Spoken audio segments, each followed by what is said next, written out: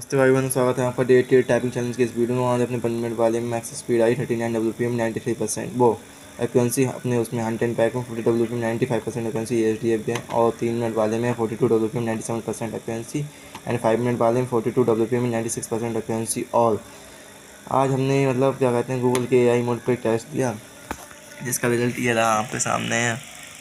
Yahoo इसमें 79 marks आए। आप देखते हैं रियल वाले में कितना क्या आ गया इंटेंस सकते हैं। हम वीडियो कैसा लगा आप कमेंट बताना। इस वीडियो को जो पार्ट आपको अच्छा लगा आप कमेंट बताना। हम उसको जल्द से जल्द रिमूव इम्प्रूव करने का कोशिश करेंगे। And thank you for watching my video. Keep support guys, stay strong, live long, love you all of you. Bye bye, take care.